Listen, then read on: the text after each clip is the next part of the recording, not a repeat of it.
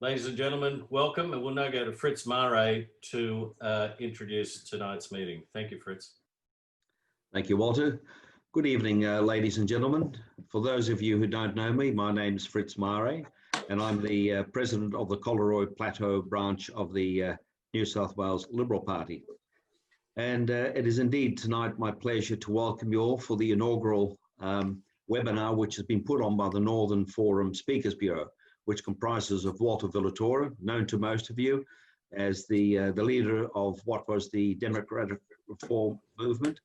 And I introduce as well Natasha McLaren-Jones, MLC, Government Whip in the New South Wales Upper House, and then myself.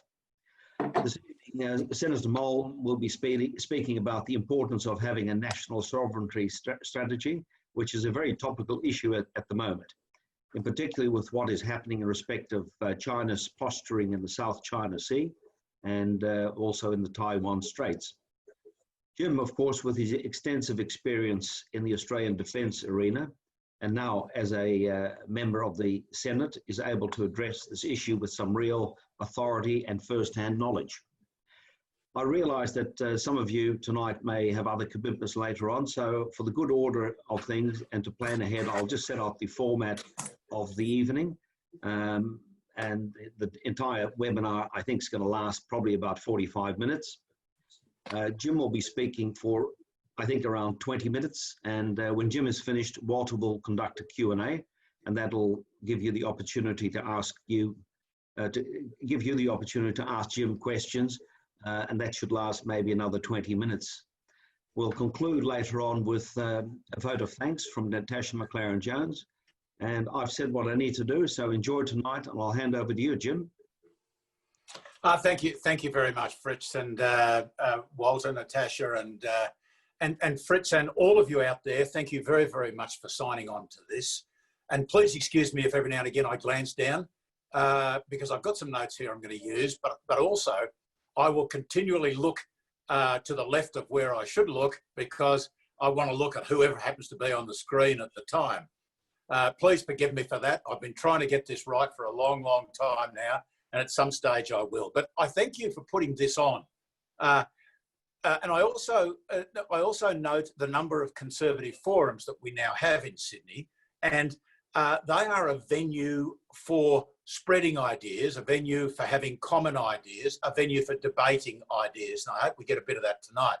And being able to debate ideas is something which none of us can take for granted anymore in any of our Western liberal societies. But I also thank Fritz very much for the introduction. This is a day when a fine Australian of Dutch heritage was buried by his eldest son, and that's Fritz's father.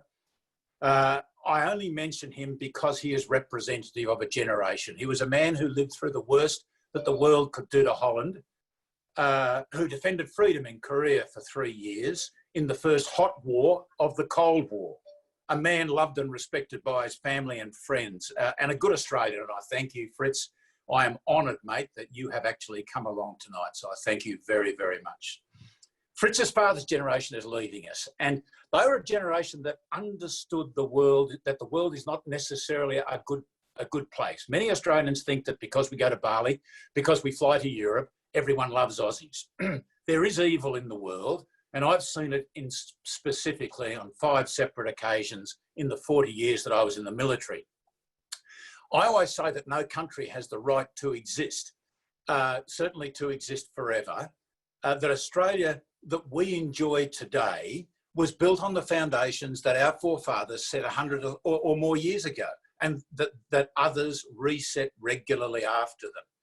For Australia to exist as a nation in 5 years' time, 10 years' time, 50 or 100 years' time will really depend, ladies and gentlemen, on what we do and how we reset the foundations of this nation, because it is now our turn. Which is why I thank you all for signing up tonight, for coming to this and for listening to these ideas. There is certainly great interest out there amongst Australians on the issue of national security.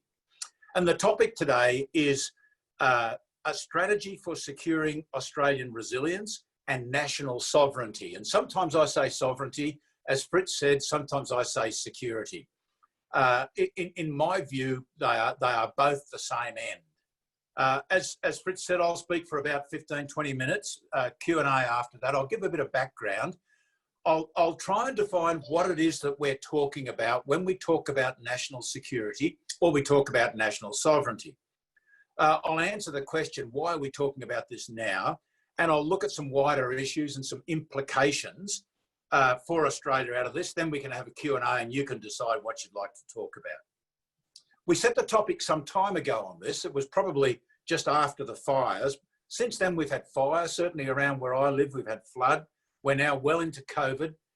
We've had the strange actions of China. And we've certainly had a significant event for national security only 2 weeks ago, on the 1st of this month, when the Prime Minister and the Defence Minister launched the 2020 Strategic Update and the Force Structure Plan. And they are extraordinary documents. I've been cynically looking at white papers for a long, long time. And since 1976, and I've had not much faith as a soldier in both of them, because I saw the fact that the words meant nothing, the resources rarely came, and in 3 years' time they changed their mind.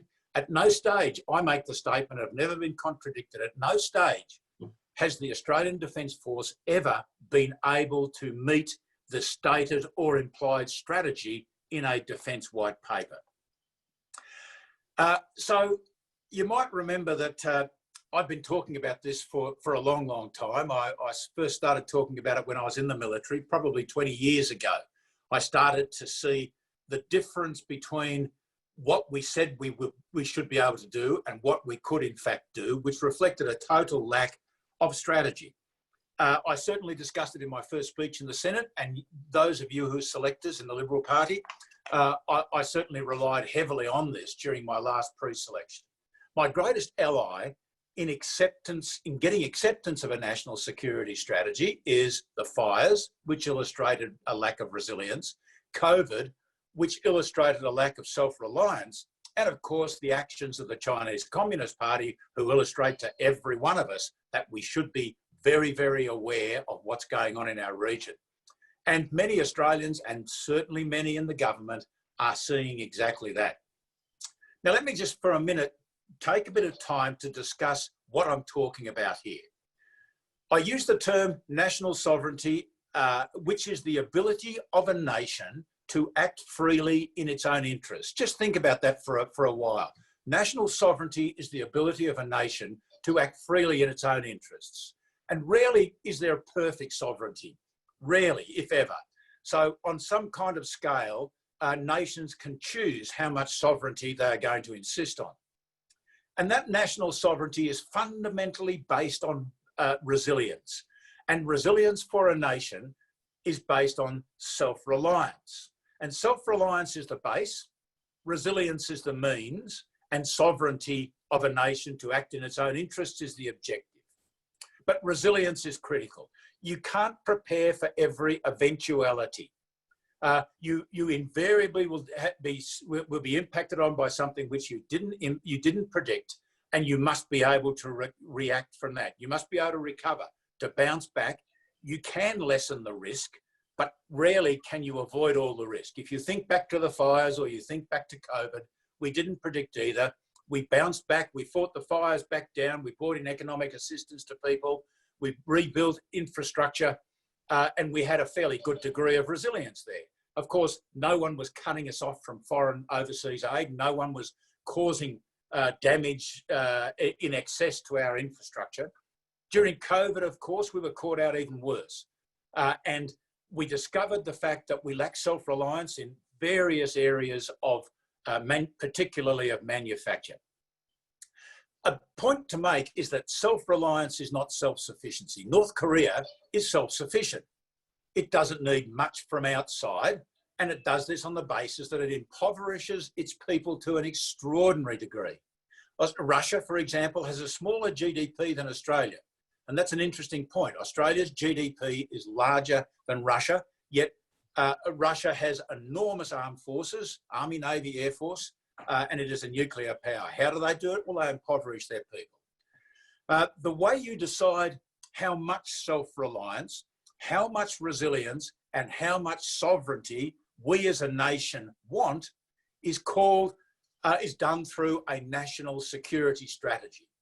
Many nations in the world have a national security strategy, a way of achieving national security, and they call it various things, but most nations in the world, particularly the big nations, call it a national security strategy. And it answers the question, what does a nation, not just a defence force, what does a nation have to do to be self-reliant, to be resilient and to be sovereign in an unfavourable strategic environment? And that's the key question. That's the key question that goes to national security. But there are much wider issues than just defence. I mentioned that we had a strategic update 2 weeks ago, and that was followed by a force structure plan for the Defence Force and $270 billion. Here we are in the middle of COVID with a national debt you can't jump over, yet the Prime Minister and the Expenditure Review Committee are prepared to pledge $270 billion over the next 10 years to the Defence Force, and that's extraordinary. The wider issue, though, is that for national security or national sovereignty, nothing is more important than the economy. And nothing is more important for us than getting the economy back. And that's what the Prime Minister is putting every effort into. But he was able to step outside because of our strategic environment changing and actually give time to defence and to national security. If you look at all the things that go to a national security strategy, as I said, the economy is the most important. Our diplomacy is fairly effective. We have allies. We have the Five Eyes arrangements, which are being used much more. We stand up for what we believe in. We are what they call the Quad, an arrangement we hope to have at some stage in the future between the US, Australia, Japan and India is critically important. And it's key to stay with the United States alliance. We cannot deter a war between the US and China. That's impossible for Australia. We cannot sustain an attack by a country as big as China on us. But what we can do, we can deter a direct attack on this country in the midst of a war between China and the United States. We don't want to be collateral damage to that. So the economy, diplomacy, governance. If we're going to achieve national security, if we're going to look after our self-reliance, our resilience, and our sovereignty, we've got to be able to govern ourselves. And at the moment, I would suggest to you that with this government, we could run a serious war. We have a Prime Minister who shows the kind of leadership that you would expect in wartime. We have a bunch of ministers and bureaucrats now who have been tested through the fires and tested through COVID. They are extraordinarily experienced from my observation, and they know what to do. So we are very fortunate in that, and our governance from this government is doing well. Finance, if we're going through these areas of where we have to look at things for national security, we'd look at finance. Yeah, we've just borrowed a bunch more money in a defence emergency. As they say in peacetime, you've got all the time and no money. In wartime, you've got lots of money and no time. And that is so true. Cyber, we've just pledged $15 billion over the next 10 years for cyber to reinforce our cyber defences. 1.3 billion over the next year or so. Manufacturing is really the problem in national security. If you look at our liquid fuels, our pharmaceuticals, our fertiliser as examples, 90% of those three items come from overseas. Spare parts, IT, weapons, all come from overseas. Karen Andrews, the minister, the industry minister, is doing a great job, and she's done a great job in getting industries from almost nothing in Australia to support our COVID efforts and doing good things in relation to that. Of course, you go to health, you go to mining, food, water, infrastructure, energy, liquid fuels, and of course, the last one is defence. And the defence is the best I've seen it in the ADF. In the strategic, but still in the strategic environment at the moment, we lack lethality, sustainability and mass, which is what the update of strategy is trying to solve and what our plans are trying to achieve. Now, the reason that I'm talking about this now, and on this point I will finish and we'll open up for questions. The reason I'm talking about this now has two elements to it. The first element is that we've seen in the world the rise of four nations and an ideology. And I take that statement from the US National Security Strategy. They say that the greatest threat to Western liberal democracies is the rise of four nations, which are Iran, North Korea, China and Russia. And the ideology obviously is Islamic extremism. But it's the second one of the two issues which I consider to be more important than the first. And that is the lessening of US power.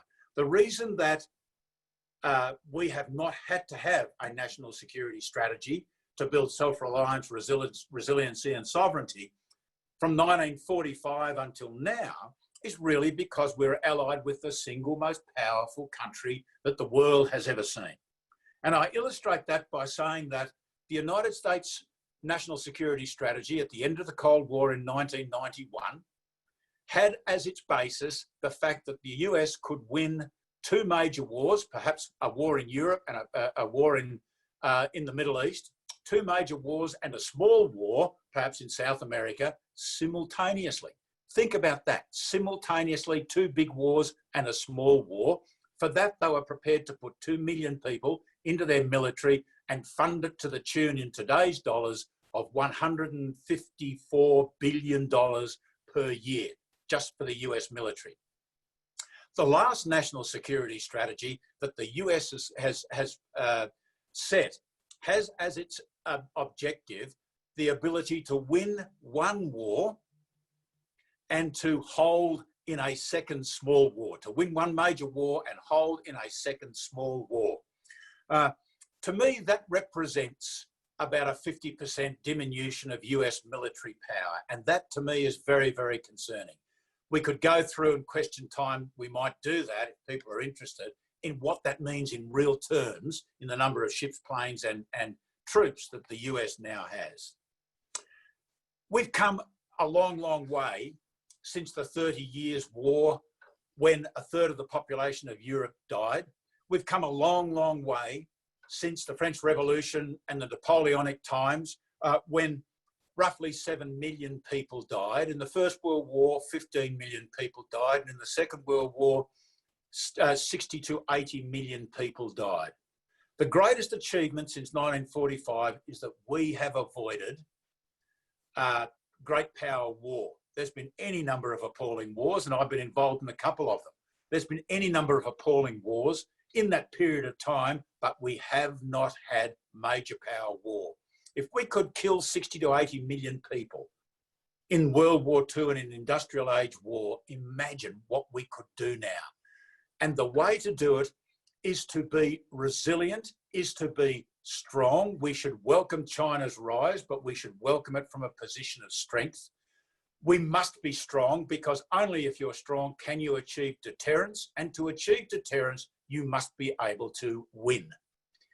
Ladies and gentlemen, I think it's very, very important now that we ask the question of ourselves, if the Prime Minister thinks that the Australian Defence Force needs $270 billion to carry it in and match the strategic environment over the next 10 years, the question I have is, what do we need to do in our society to match what the Prime Minister obviously thinks our Defence Force needs?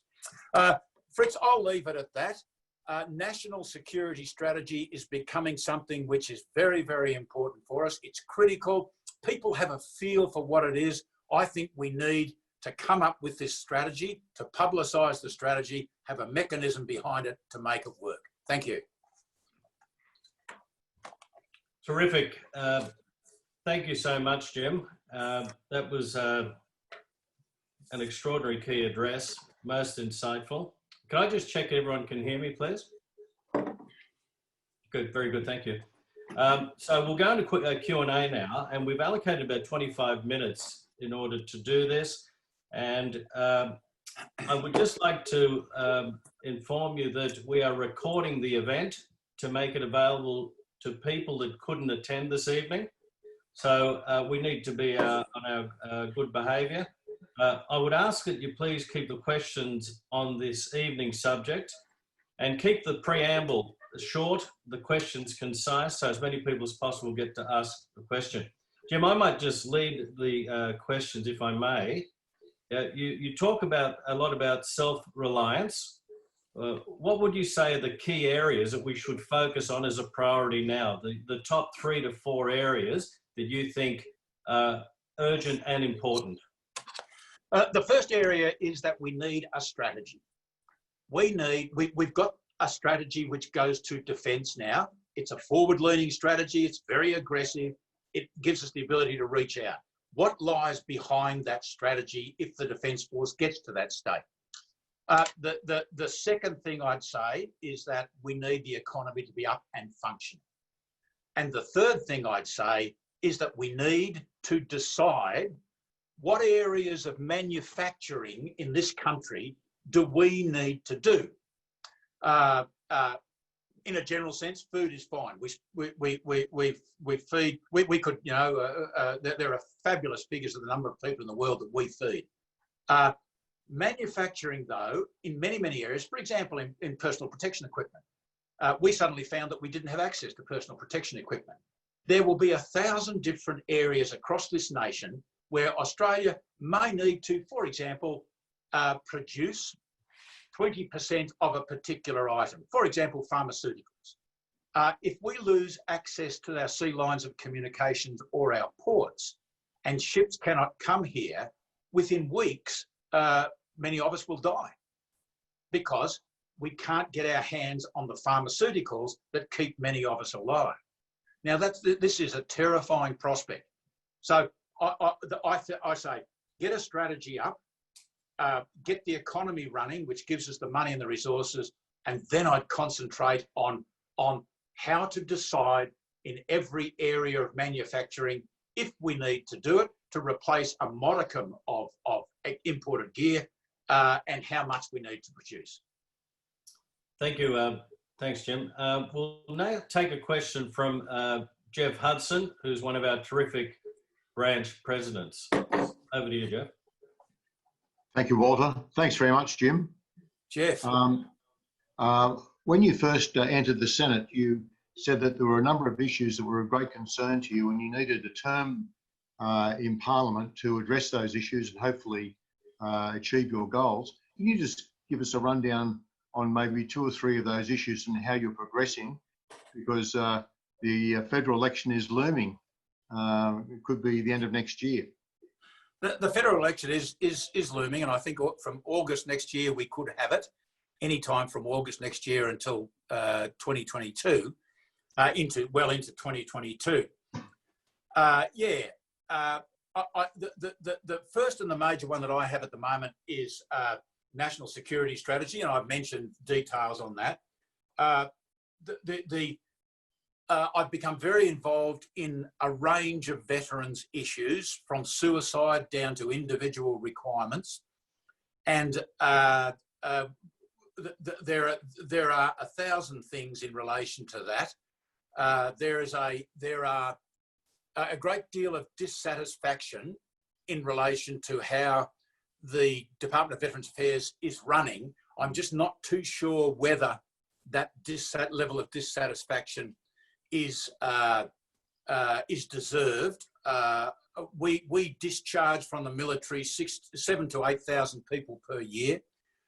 We have a number of suicides occur, and in certain age groups, those suicides of young men and women coming out of the Defence Force are greater than the national average. And that's something that we have taken great steps, and I was deeply involved in, not to have a Royal Commission, but to have an individual with more powers than a Royal Commission, well funded, to investigate each and every suicide, past and present, and to come up with what we can do about it. But the second area, apart from the policy aspects of veterans, is that for a senator, I think I have a very large number of constituent requests that come to me.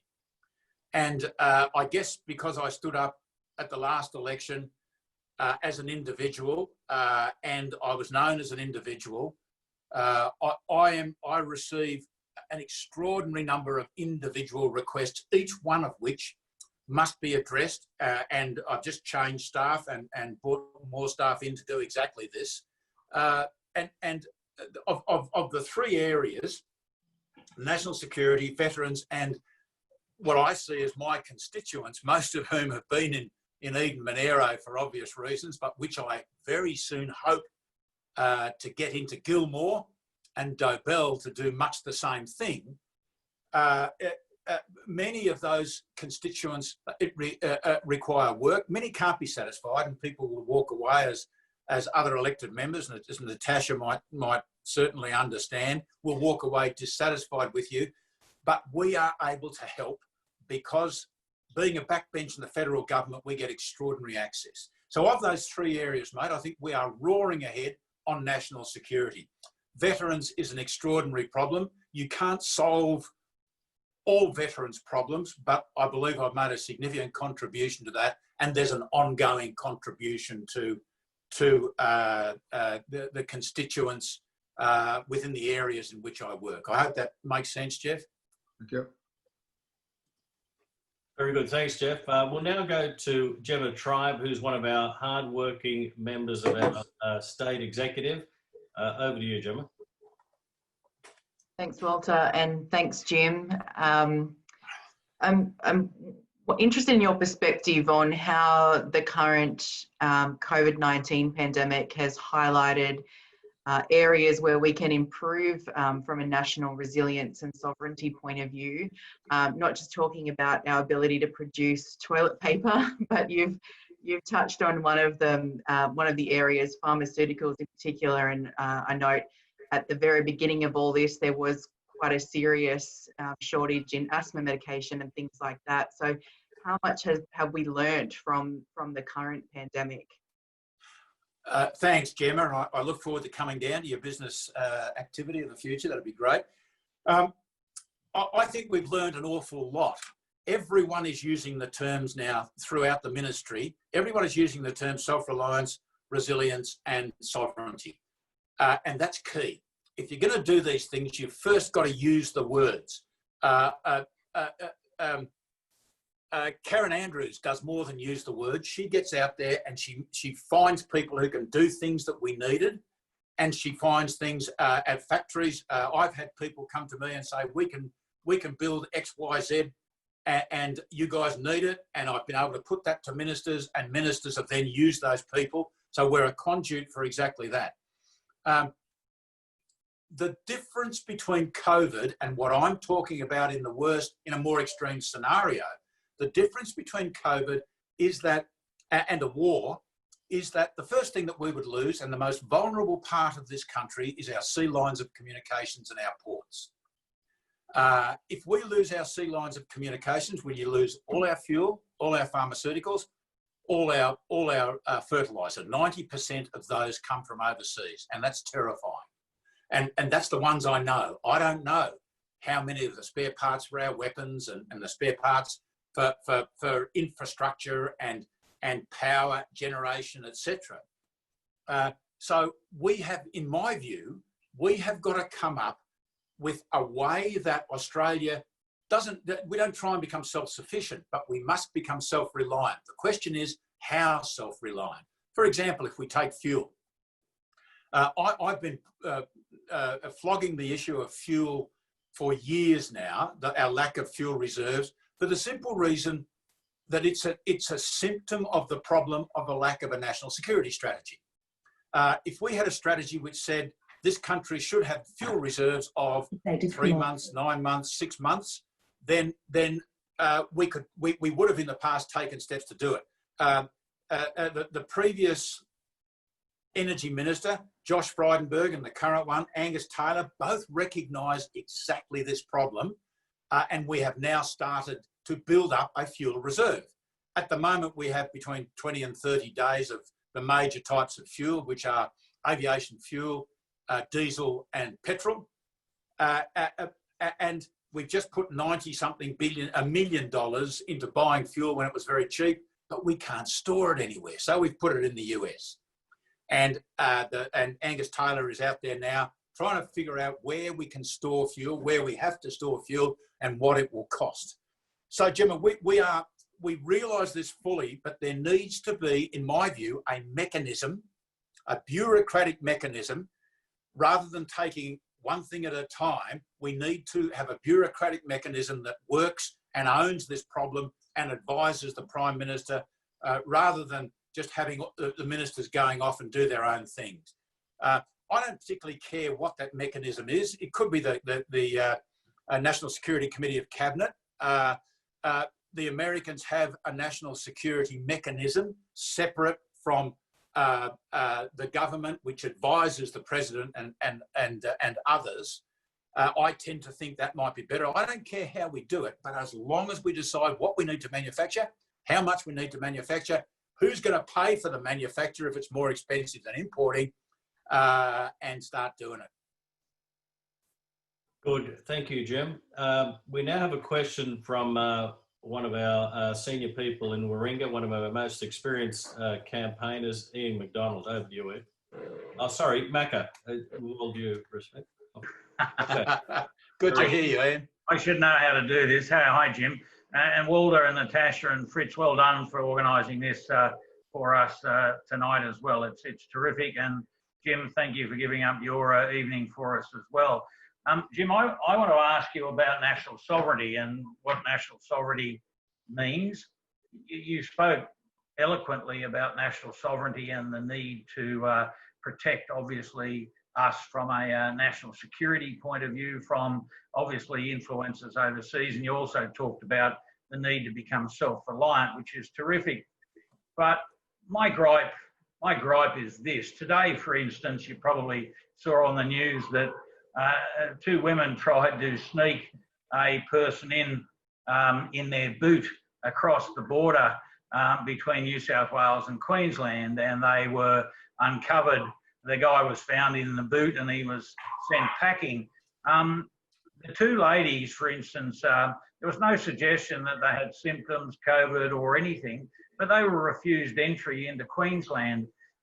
You know, history lesson, back in 1901, 1st of January, there were these 6 self-governing states, if you like, were formed into a thing called a federation. It then became a Commonwealth. And yet I never thought I would see in my lifetime a state or a state premier being able to stop me from crossing into borders in my own country. The question I guess I've got to you is that all of this issue about national sovereignty and self-reliance in a sense means nothing if a state premier can make decisions that impact on our lives and restrict what the national government is trying to do. Jim, I'm interested in your thoughts on that. I find it very frustrating. Yeah, I can understand the frustrations. These are special times, and they're special times that require a health legislation, and which gives the states the right to set certain things. If the feds objected to it enough, they could legislate and override the state legislation. But with the national cabinet functioning, there is a degree, and I know that the Prime Minister has said there's no medical evidence for certain closing of the various borders, particularly the Queensland border, but that doesn't seem to apply at the moment to Victoria. I'm just trying to figure that one out for myself. So I don't see it as that much of a problem. It is only a temporary measure. And if you have, I spent about an hour and a half this morning with the New South Wales Border Commissioner, and about 7 or 8 of us went through all the regulations that are applying to the New South Wales Victorian border. And I guess it's, Macca, it's like wearing a mask. I guess I don't want to wear a mask, but I will wear a mask because if it saves one life, which they're now saying it may, then I believe that that's the right thing to do. I don't get the impression this goes to the very basis of the Federation. Under the Constitution, I'm not a constitutional lawyer, as everyone knows, but under the Constitution, I assume that states can agree to close their borders under health legislation, or else it'll be challenged in the High Court. Mecca, I don't think this goes to our sovereignty. I think it goes a bit more to the fact that in emergency times, in my case, I talk about wartime. In other cases, we're seeing one now. I am prepared to give up a certain degree of my personal rights and freedoms for the benefit of my 94-year-old mother-in-law and for the benefit of people who will react badly to COVID. Does that make sense? Yeah, we're going straight after a questions asked. We're muting people as part of our approach this evening, just to make sure we don't have the interference. But that's terrific. I'm now going to go to Sasha Grebe, who's a member of the Warringah Conference. Thank you, Senator. You are certainly a passionate and proud defender of our nation.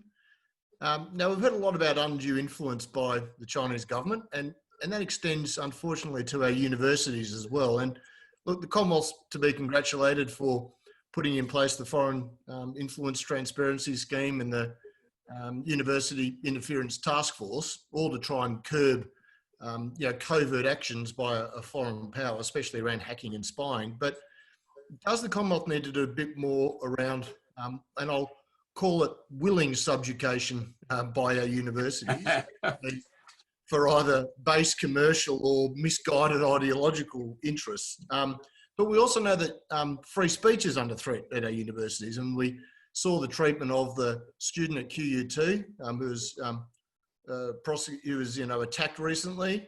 There's the students who were charged for racial vilification, and then there was a stand banned at QUT on market day because it wasn't left wing enough. So, Senator, can the Commonwealth do more to hold the federally funded universities to account? Sasha, yes, it can, but it's good. It's great to see you.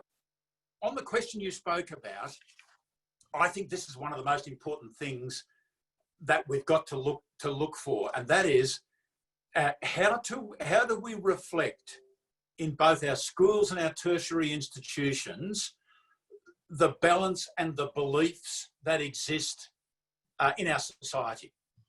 I sometimes have a feel that schools have a particular view that may not be the view that I see represented in a centre-right society, and I think universities are even more marked. There is an organisation called TEXA, Tertiary Education Quality Standards Agency, and TEXA considers itself to be independent. It considers itself to address the issues of quality assurance in the tertiary education area, and it calls itself a regulatory agency. Wouldn't you think that TEXA would address the issue of freedom of speech and freedom of ideas within our universities? Well, they don't. They're prepared to take on sexual assault and harassment, but not free speech. Now, we choose Mr. TEXA, we fund it. A great hero of mine, Amanda Stoker, we pull them in during estimates, and TEXA came in and she grilled TEXA in a way that was fabulous, and she's taken them on in the media and other areas.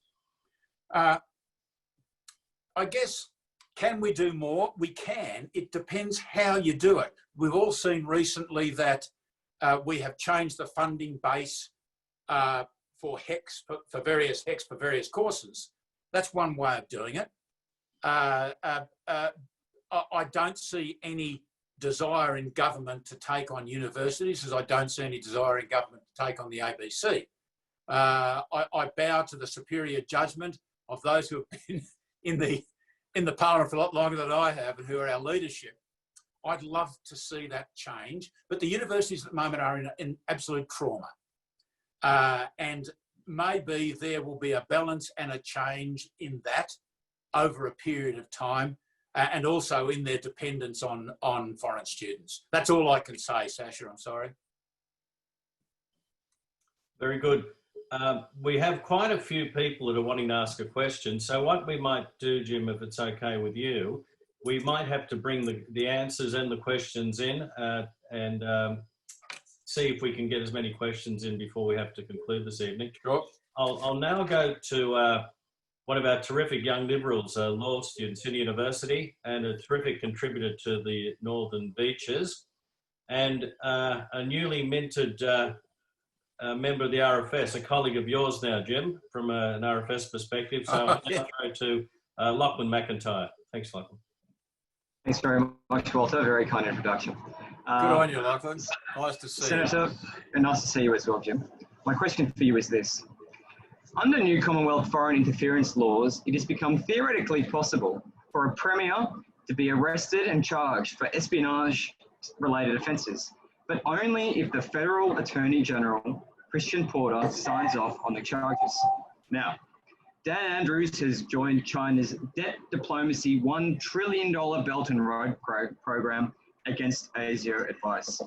His staff is even said to have connections to the Chinese embassy, and Mr. Andrews and his ministers refuse to answer questions about funding arrangements for $24.5 billion of loans for proposed infrastructure programs. However, I'm sure you can only imagine the politics of arresting, charging, or even investigating an elected Premier could amount to an even bigger constitutional crisis than dismissal of Gough Whitlam in 1975. My question is this. Do you think the Commonwealth Government has what it takes to challenge foreign espionage at a state level, at least in the political sense? Or has China outsmarted us and our systems once more? Thanks, Lachlan. I don't think China has outsmarted us. I think that we have led the world in our foreign interference legislation, in our banning of Huawei, in our banning of one other telecommunications, in our prevention of the purchase of some national infrastructure, and generally the way our security forces our security organisations are working. You talk about foreign espionage, which I define as fundamentally as spying. I think you're probably talking more about something that might be related to treason rather than espionage. The point's the same though, but I think I think your point is way off the mark. Now, a state has the right to sign an MOU. It doesn't have the right to sign a treaty. A foreign country, be it Belt and Road Initiative or anything, has the right to invest in this country.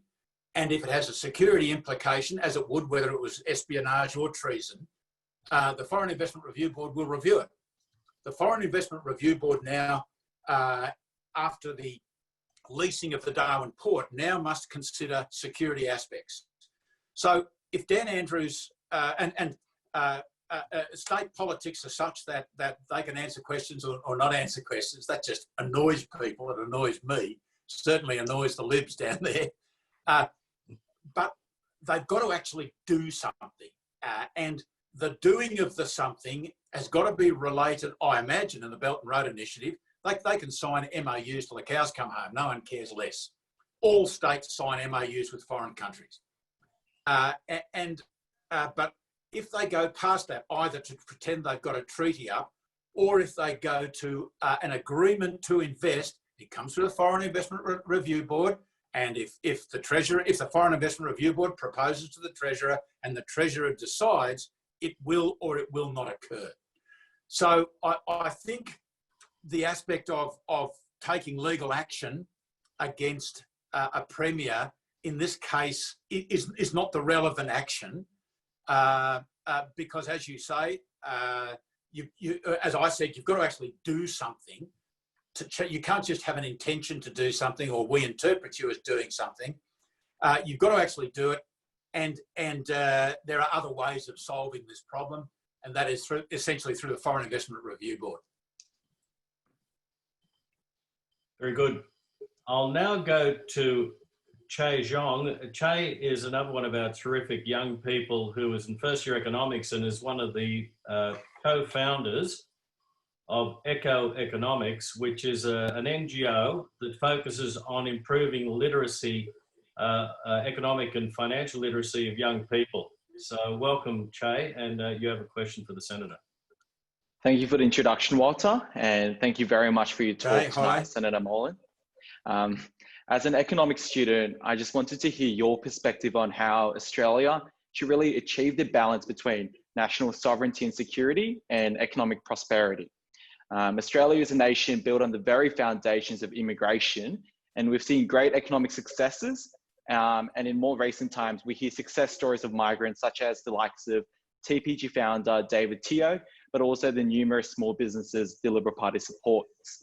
Yet we also impose strict regulations on immigration, talk about banning TikTok, which is a viral Chinese app, because of national security. So how do we really find that fine balance between economic prosperity, which you talk about?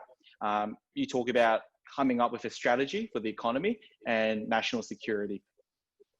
The first thing that we do, Chai, is that we do the thinking part of this in the first instance. At the moment, we are achieving extraordinary success by looking at some parts of manufacturing, looking at cyber, and I think we've done cyber relatively well, looking at financial aspects, looking at governance, looking at various things.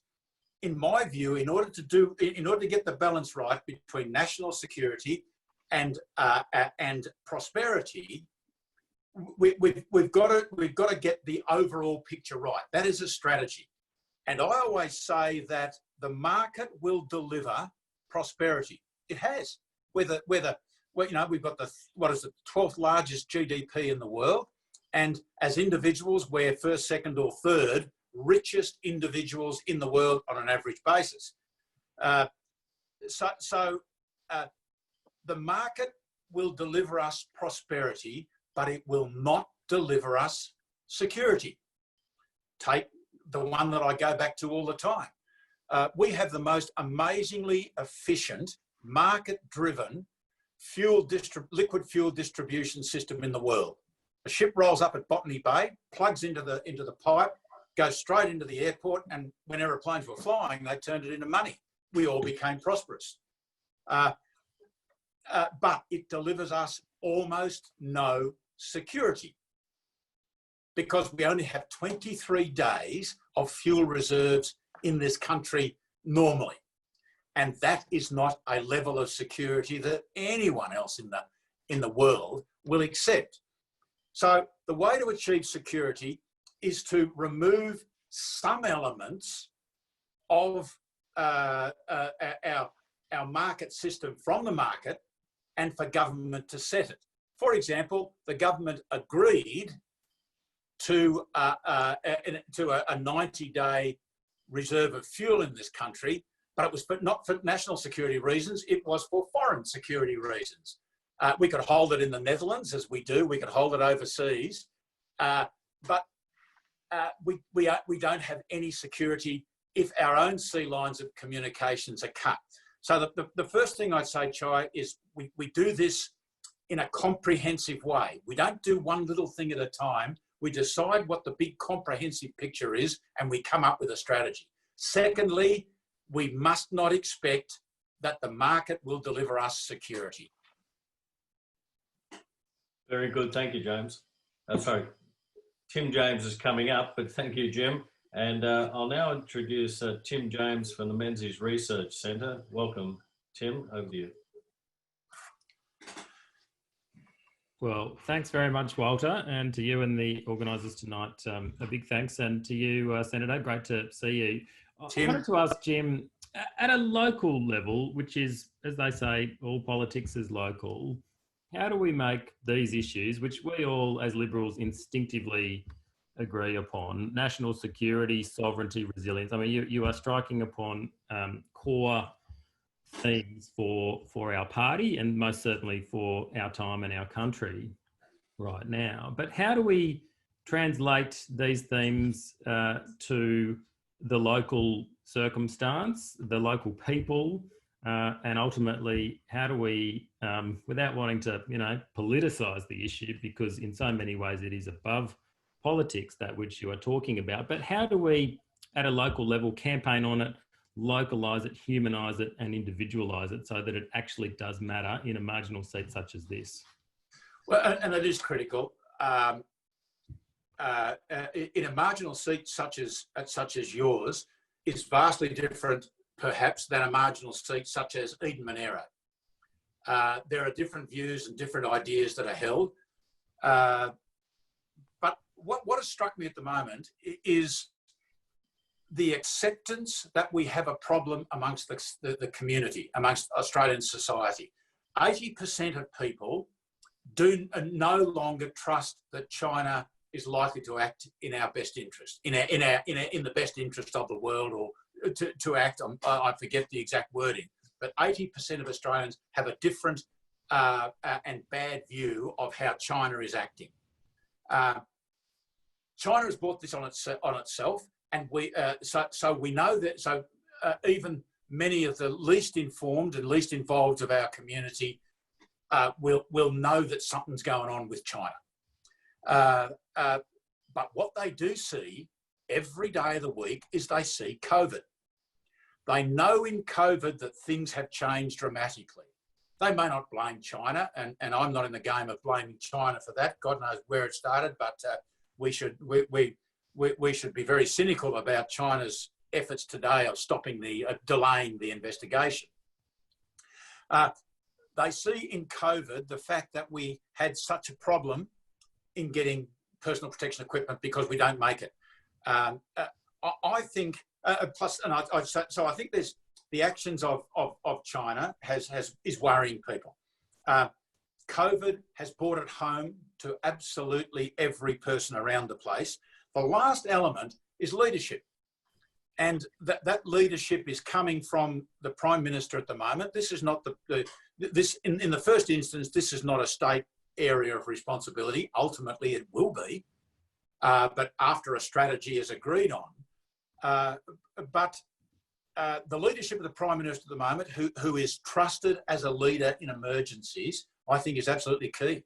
And when the boss came out and said the other day that his perception of what is going on in the world at the moment reminded him so deeply of the breakdown of order, of normality that occurred in the 1920s and the 1930s,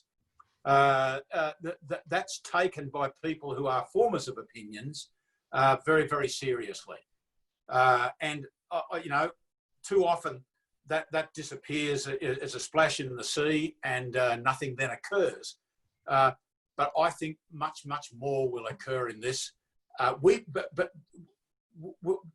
the people trust our leaders, at the moment they do. We have extraordinary trust, as we saw in the last poll. We have extraordinary trust, and the PM is the manifestation of that trust. So leadership, China, COVID, I think these will all come to carry, so that we can in the future carry the population with us.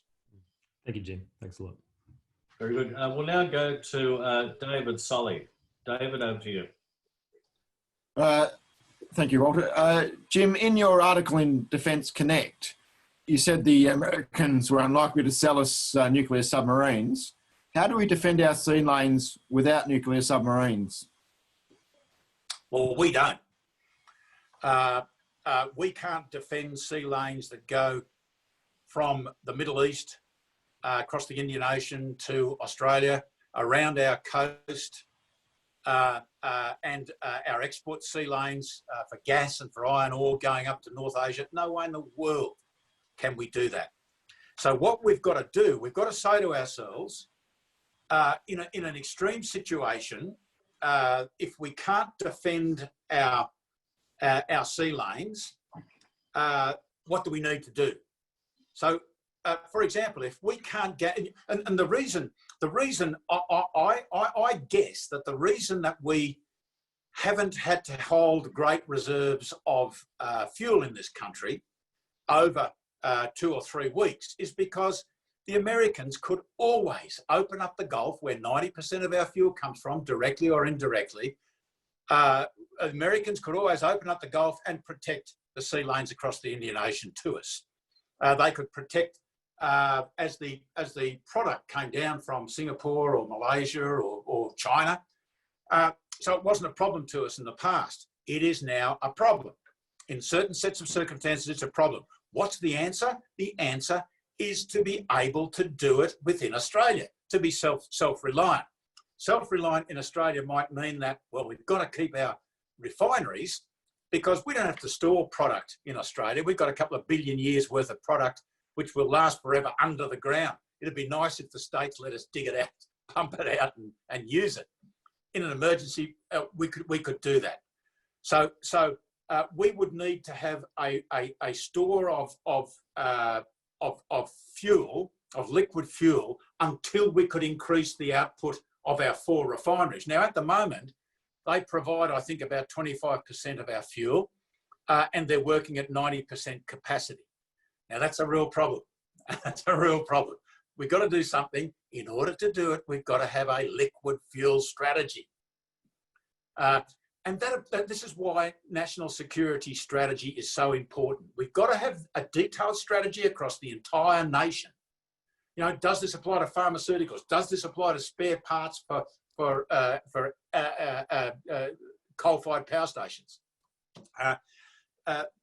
This requires an analysis, a looking at probability, a consideration of risk, and then funding it. So that's what national security strategy is all about. I'm very glad that that David read the article in Defence Connect today, and it's also Walter. It's also on my Facebook, and it's on my website, which is jimmolan.com. Brand new website. Very good. We'll now go to Peter Polger. Peter, I understand you had a question on submarines, and hopefully that last question hasn't stolen your thunder. Over to you, Peter. Jim, can you hear me? I can. Thanks, Yep. loud and clear. I'll just quickly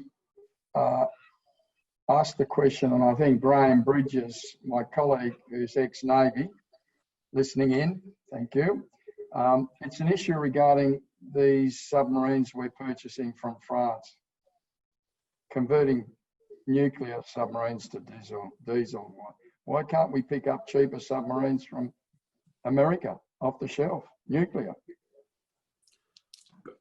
Yeah, thanks, Peter. I just did a dissertation of a couple of thousand words on this today, on exactly this issue, and I write about it in some detail, and it is on my website, which, as I said to Walter, is jimmolan.com, or it's on my Facebook. The reason is quite simple.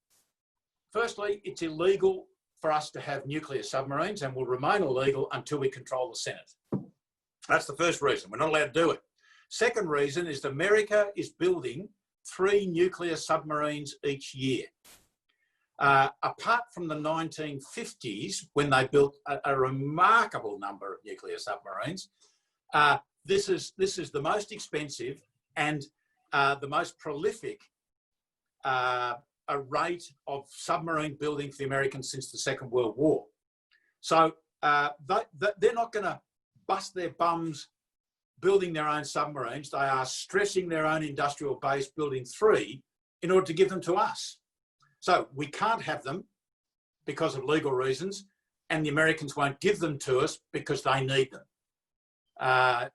And that then leads to, okay, if you accept that, what do? Do we develop a nuclear industry in this country and then build a submarine? Well, best of luck. If you can do that under 10 to 20 years, I'll be very, very surprised. And all the things that flow from that are very, very important.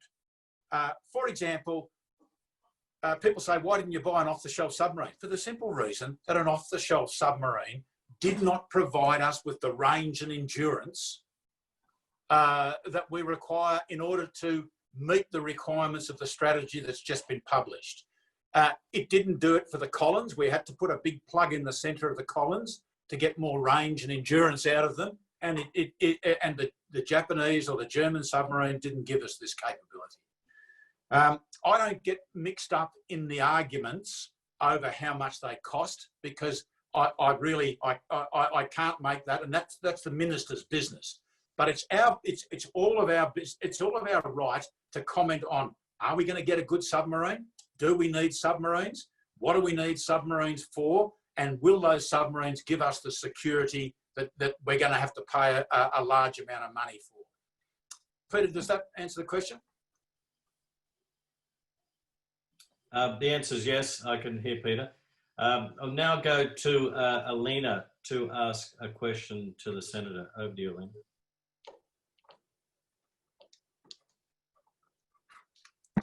Can you hear me now? We can. I can, Alina. Thank you. I have a question with regards to the Chinese app of TikTok.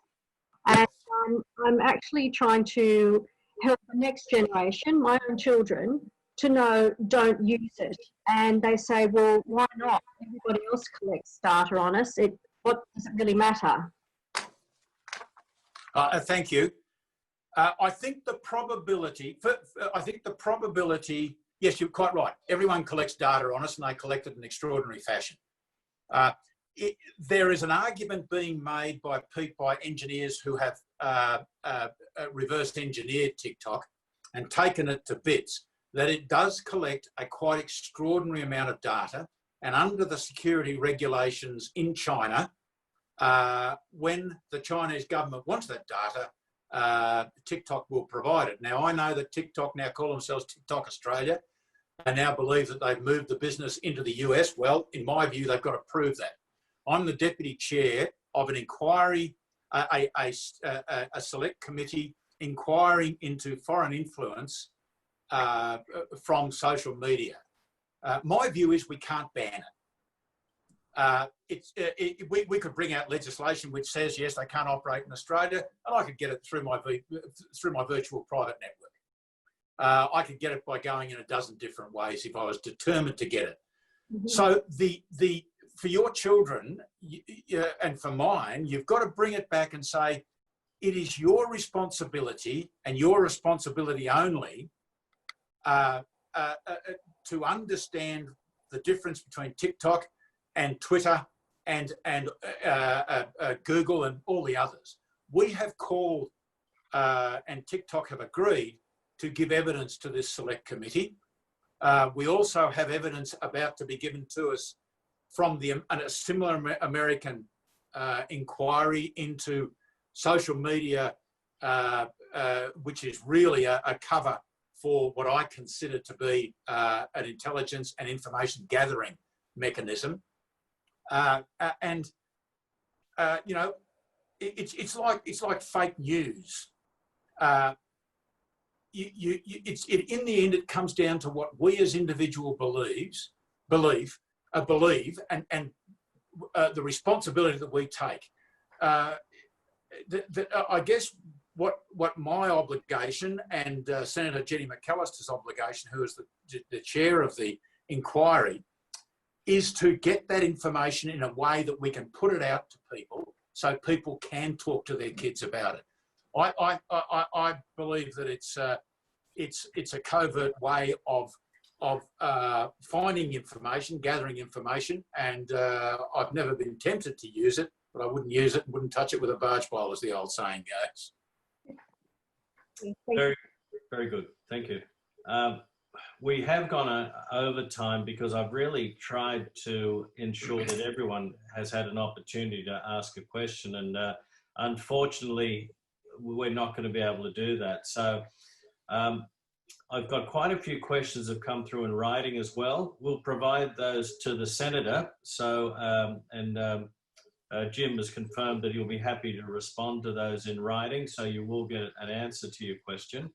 However, Walter, could I suggest that if the individuals put them on the website, we can actually handle them through the website. That's your website? My website, absolutely. Make a comment on my website to the extent of the question. I will answer everyone that comes onto that website. Okay, just to reinforce that. So, Jim, what's your web address again? It's jimmolan.com.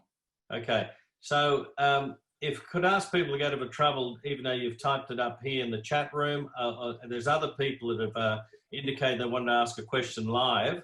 I think that's a terrific idea, and that way everyone will receive the benefit of seeing Jim's responses in that case. Now I will conclude the Q&A with what some people may say I've left the best till last. I'll go to Bo Zhong. Bo, you have the last answer of the evening. No pressure, just make sure it's outstanding.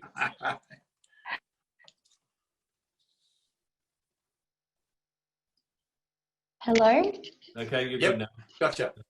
Hi, thanks, Walter. Oh no, everyone's going to be focusing on my question now, but I know. But thanks so much, first of all, Jim, for, presenting that amazing talk, and also, answering all these, I found, rather difficult questions. So thank you so much for doing that. My question extends to that, the question that was raised by Elena. Thank you, Elena. Essentially around TikTok. Now, there are a lot of concerns around data, and data itself is an asset, as we know, in today's age. But in terms of TikTok being one of the most used, apps in Australia, especially by our Australian children, what is the best way for adults to actually explain this concept to kids who are young? It's Bo, it's very, very hard. I've tried to come to terms, not with my own children who are all adults, but in thinking about it, we've held public hearings where people are putting their views in relation to foreign influence through this, not just, and a key part of foreign influence is data collection. It's not easy for me to say simply what the problem is, but I have been through presentations that have been made to the US Congress. I've been through detailed articles from IT magazines and blogs and publications which describe the detail to which, now it's all assertions, which describe the detail to which TikTok goes in order to collect this data. I am very much aware that every Chinese firm must provide, under security legislation, must provide exactly and everything that it's asked for by the Chinese Communist Party.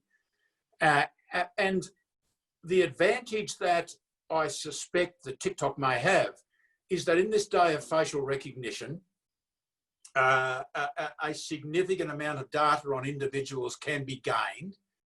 And it's difficult for me to explain how that can be used against individuals or against countries.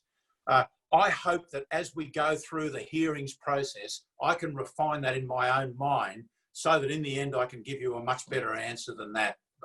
But my view is it's going to be very difficult to ban it from practical reasons. Therefore, it comes back to education individuals, which is what you're going to. I hope we can assist in that process. I think what's important as well, though, Senator, is that essentially, yes, perhaps, it's important that we do inquire into these data services, but how we sort of package that to children, in a way which recognises individual freedom, as well as ensuring that Australia is a non-racist, a very equal, Oh, if you can hear me, can I suggest that, can you just, sorry, Bo, it's Walter. Could you just cancel your video for a moment? That'll improve the voice quality. We're just having a bit of a problem hearing you. Is that better, everyone?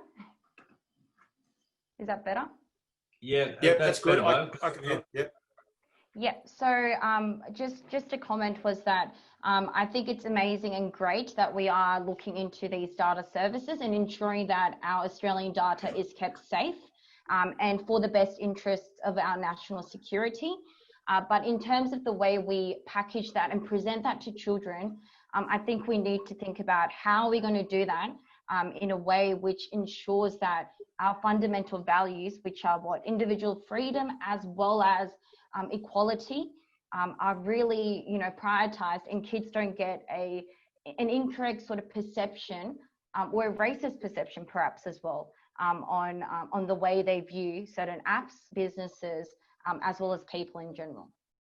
No, that's a good point. And I understand the freedom and equality one. I don't fully understand the racist one. I can only assume that if we say that this is a Chinese attempt to to inappropriately get data. In my view, that's not racist in any way, shape or form. And so racism in this should not be something which applies. Freedom and equality apply, and education and freedom of ideas in relation to education, but not racism. Yeah, agreed. But as adults, I sorry, think we understand. Bo, this was not meant to be the great debate. And my fear is you might actually win the point here on the senator. We wouldn't want this. No. I could never. But look, I appreciate everyone's patience. We've gone over time, and it's just because I think we're getting so much value out of it. I'm very much looking forward to the vote of thanks now from Natasha McLaren-Jones. But before I hand over to Natasha, just a personal thanks from me for everyone joining us this evening, and particularly Senator Molan and my co-hosts Fritz Mare and Natasha McLaren-Jones. So thank you, and over to you, Natasha. Thank you, Walter, and also thank you, Fritz, and to everyone that's participated, particularly those who've asked questions. When we look back at where Australia was 12 months ago, we would never have envisaged that a global pandemic would be in our country and that our state would be grappling with both a health and economic crisis, along with the impacts of devastating bushfires that have ravaged New South Wales and our ongoing drought. What these challenges have shown is that Australia must become more economically independent. And this pandemic has revealed that we must reduce our dependence on other countries. Tonight, Jim has outlined quite clearly that as we come out of the COVID-19 crisis, Australia must embrace widespread reform if we are to maintain our sovereignty and also our long-term security of our nation. Tonight, we talked about the vulnerabilities associated with untrusted globalised supply chains and our need to invest in Australia's manufacturing. The fact is, we must never allow an Australian government to trade off our national sovereignty just because we want to sell a few more products. And what is interesting, we're now seeing unions in Australia calling on the Australian government to hold firm as China targets our exports in response to our position calling for a global investigation into COVID-19 pandemic. No matter what the future holds, Australia must be able to defend our national security. By ensuring our own sovereignty, we are in the best position to help other countries to be able to do the same thing, thereby providing stability in our region. This evening, we covered the vital role Australia has in our region as tensions over territorial claims rise across the Indo-Pacific region. While the world is dealing with COVID-19 and lockdowns, we have seen China's aggression in the region, including disputed borders between India and China, repression of Hong Kong, and the unlawful claim of the South China Sea. The aggressive deployment by China, with their navy, along with construction and fortification of artificial reefs, has changed the maritime landscape in South China Sea. The 2020 Defence Strategy, which was released early this month, is a new strategy for the defence. And as Jim has said, it has been about looking at, and he has spent time looking at defence papers for many years. But the fact is our resilience and our national sovereignty is more than just defence. And Australia, unlike the US, does not have a national security or sovereignty strategy. And as Jim has clearly outlined tonight, this means Australia faces a number of additional challenges as we try to navigate a path through an uncertain future. For decades, Jim has been a commentator and a consultant on Australia's defence and border security. And now as a senator, we have a strong advocate, and most importantly, a person who is not afraid to speak his mind and fight for Australia's sovereignty to be protected with an overarching national security strategy. Thank you, Jim, for taking the time to join us this evening for the inaugural Northern Forum of Speakers Bureau and providing your insights. Thanks, Natasha. Thank you. Okay, on that note, we'll conclude this evening. And again, thanks everybody. This has been a terrific first one. Now, please make a diary note and you'll be duly invited to our next Speakers Bureau event, which will be on September the 16th, Wednesday at 7 o'clock. And we've got a terrific, wonderful speaker that we'll share with you shortly. So thanks again, everybody, and have a good evening.